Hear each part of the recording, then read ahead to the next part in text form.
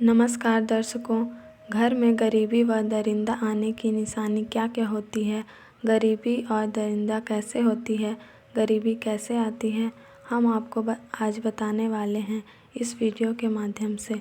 और उसके कारण भी बहुत ही छोटे छोटे होते हैं जिनको आप विश्वास भी नहीं कर सकते कि आपके घर में गरीबी इस कारण से आ रही है।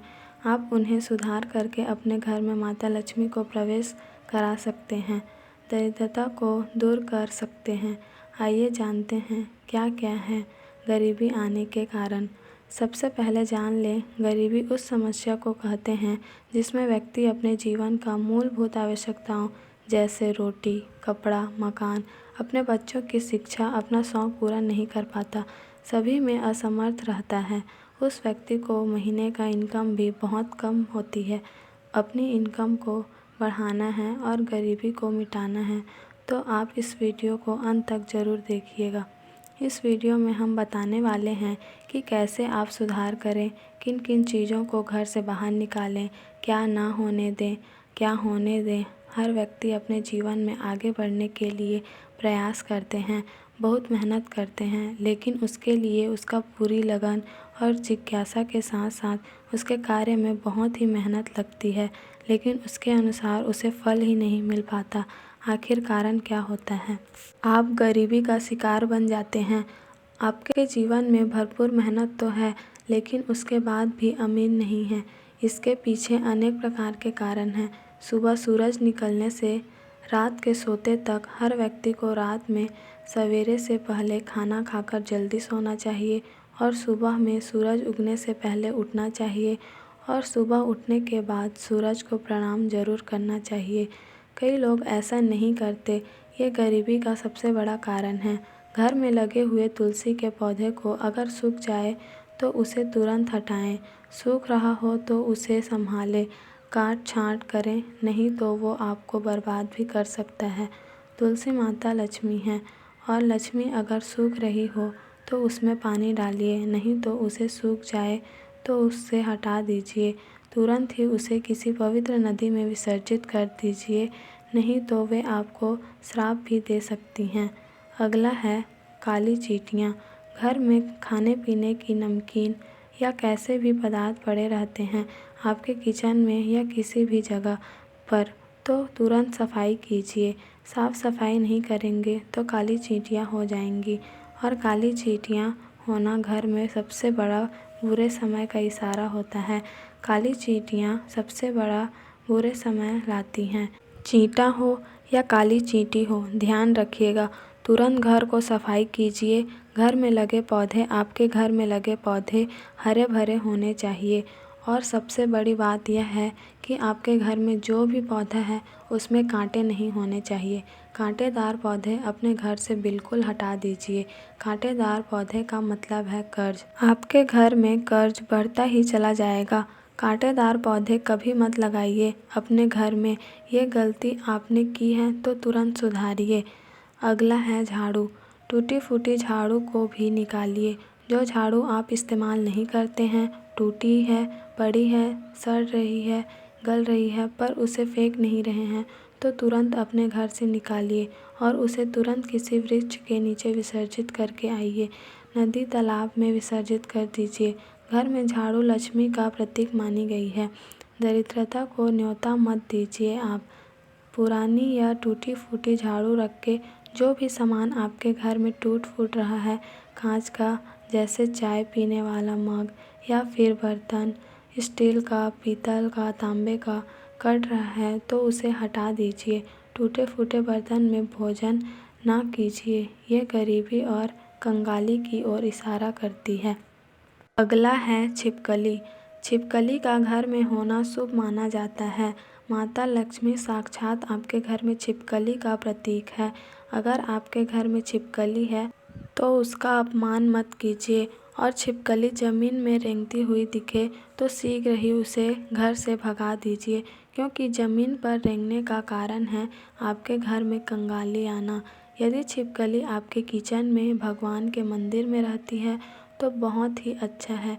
कहीं भी दीवार पर रहती है तो वो ठीक है, लेकिन ज़मीन पर अगर चलने लगे, जिस दिन ज़मीन पर चलती हुई दिखे उस छिपकली को आप बाहर निकालिए, क्योंकि यह दरिद्रता का सबसे बड़ा कारण है।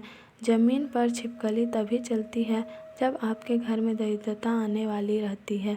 छिपकली अनेकों बच्चे को पैदा करते टाइम ज़मीन पर चलती है, और जब छिपकली बच्चे पैदा करती है तब उसे घर के बाहर होना चाहिए, न कि घर के अंदर। इस बात का विशेष ध्यान रखें। आप पर भारी संकट भी आ सकता है, और कहा गया है कि जब छिपकली आपके सिर पर गिरती है, बालों पर गिरती है, तो समझ लीजिए कि आपकी मृत्यु निकट है। इस बात का प्रमाण है वास्तुशास्त्र में और कई ऐसे तंत्र विद्याओं में कहा गया है कि छिपकली का सिर पर गिरना बहुत ही अशुभ माना जाता है, मृत्यु का निकट होना माना जाता है। आप छिपकली से दूर रहें। घर में है ठीक है, लेकिन उससे दूरी बनाए रखें। अगला है कौवा। अगर किसी स्त्री के सिर पर कौवा आकर बैठ जाए तो उसके पति को कोई बड़ी मुसीबत आने से नहीं रोक सकता। कौवे से दूर रहें। कौवा अगर दिख जाए तो उसे घर से भगाने की कोशिश करें। कौवा छत पर आकर बहुत सारे आपको इशारे करता है। यदि आपके घर में कौवा आता है तो उसे घर पर नहीं बैठने दें ज़्यादा देर। कौवा का घर पर आकर आवाज़ करना शुभ नहीं होता, इशारा देता है आपकी गरीबी को। बिल्ली। घर में बिल्ली का रोना भी बहुत ज़्यादा कंगाली का प्रतीक होता है। घर में दरिद्रता का प्रवेश होता है। बिल्ली रोते समय बहुत ही अशुभता फैलाती है। बिल्ली जब रोती है तो हमारे घर में कुछ बुरा होने का संकेत होता है। बिल्ली को जब भी रोता हुआ देखें, आपने घर से दरवाजे पर आकर या खिड़की पर या घर के अंदर आते देखें, तब उन्हें शीघ्र घर से भगाएं। आप इस बात का प्रमाण है कि बिल्ली को रोता हुआ अपने घर में न पाएं। रो रही है तो उसको तुरंत भगाएं अपने घर से। अगला है, आपके घर में अगर कोई भी सूरज ढलने के बाद यानी शाम को अगर कोई भी आपके घर में कुछ मांगने आए, चाहे भिखारी या आस पड़ोस के लोग या मित्र, कोई भी आए, कुछ भी मांगने आए तो उसे ना दें।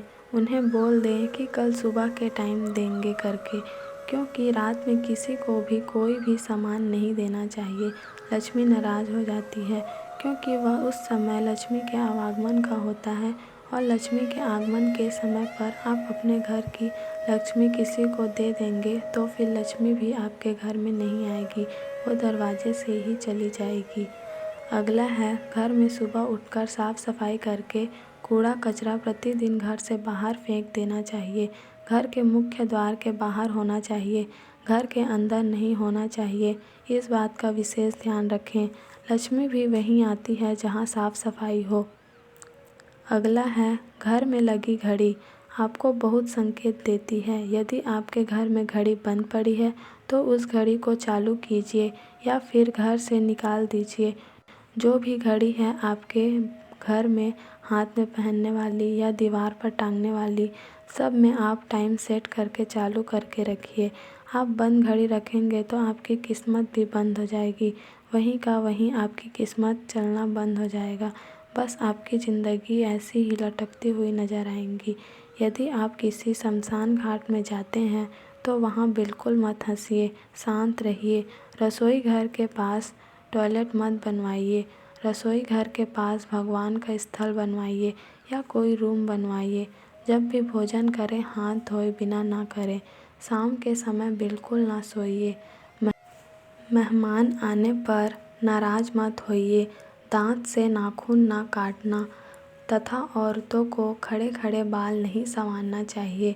खड़े खड़े बाल नहीं बांधने चाहिए। जब आप किसी पवित्र नदी में स्नान करने जा रहे हैं तो वहाँ जूते चप्पल ना पहने, उस नदी में पेशाब ना करें। गाय तथा बैल को लात ना मारें। किसी भी गरीब का अपमान ना करें। किसी गरीब को धोखा भी ना दें। कई लोग ऐसे होते हैं जो सब्जी भाजी खरीदने जाते हैं, छोटी मोटी ऐसी चीज़ें खरीदने जाते हैं, किसी गरीब को धोखा देकर आ जाते हैं, उसका सामान चुरा लाते हैं या उनको ठग लेते हैं। ठगने वाले बहुत से लोग बैठे हैं, बेचने वाले से ज़्यादा खरीदने वाले लोग ठग लेते हैं। ऐसा ना करें। किसी गरीब के पेट पर लात ना मारें। रात के समय झाड़ू बिल्कुल ना लगाएं। मकड़ी के जालों को समय समय पर अपने घर में साफ सफाई करते रहें। जूते चप्पल को मुख्य द्वार पर ना रखें। दीपक को फूंक मारकर ना बुझाएं। मंदिर को साफ सुथरा रखना चाहिए। गंदगी बिल्कुल नहीं होने देना चाहिए और इस बात का विशेष ध्यान रखें, जो भी शादीशुदा महिलाएं हैं अपने मस्तक पर बिंदी जरूर लगाएं। मस्तक पर बिंदी और गले पर मंगलसूत्र जरूर पहनें, क्योंकि हिंदू धर्म में मस्तक पर बिंदी और गले में मंगलसूत्र शादीशुदा की निशानी होती है। अगर कोई विधवा हो तो बात अलग है, परंतु विधवा औरत भी सर पर पल्लू अवश्य रखें।